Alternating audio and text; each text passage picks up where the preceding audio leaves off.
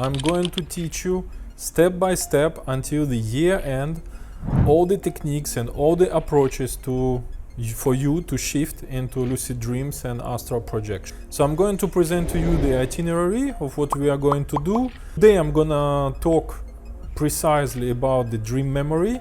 Why? Because if you can't remember what you are doing, what's the point to do it, right? And so let me introduce first the itinerary so you know what we're gonna do until year end roughly. So today will be the dream memory, and 1 week from now we will talk about seeding the idea inside your mind. So seeding the idea of a lucid dream or astral projection is one of the easiest techniques or approaches. Then we will move forward to dream signs, sleep paralysis, vibrations. What is it for? How to take advantage of it? How not to be scared of this kind of phenomena?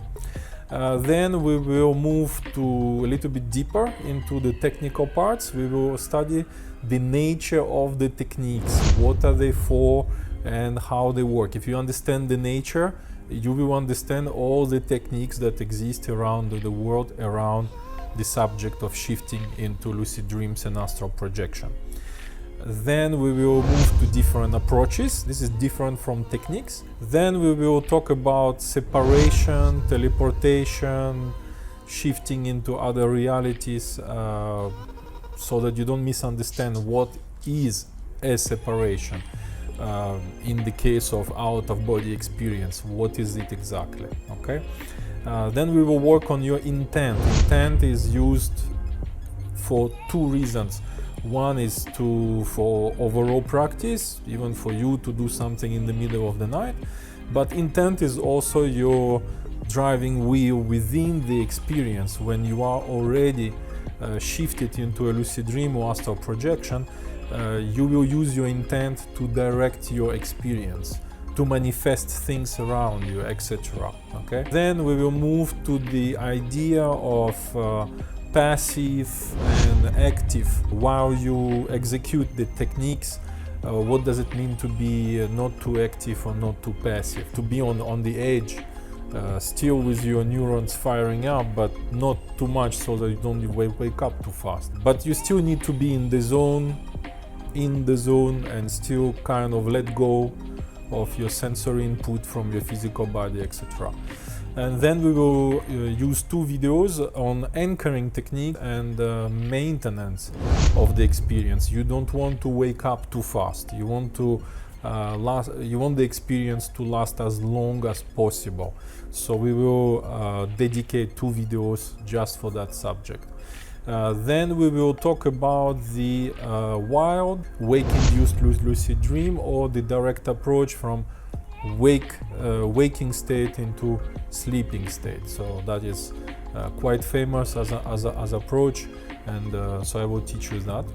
And then we will spend a little bit of time on another video on how to find information about your health, about something that you want to figure out, something like that.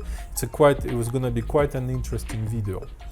Then we will move into another module, which will be the dynamics, how to move around, how to walk, how to fly beyond the speed, some speed limitations that you can encounter sometimes, and how to overcome that, how to fly in space, how to fly in universe beyond, teleport, how to move around, what are the dynamics, how does it work.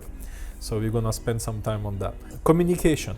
So we will spend a little bit of time on how to communicate during the shift with people or entities or dream characters, DC, sometimes you see that abbreviation. And then two last modules we will, so that will be the video 16, 17, 19, see if I produce, let's see if I produce some more videos.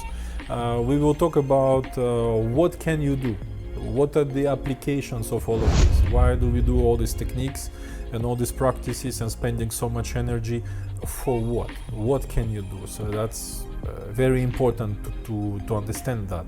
That will be your motivation for the practice too.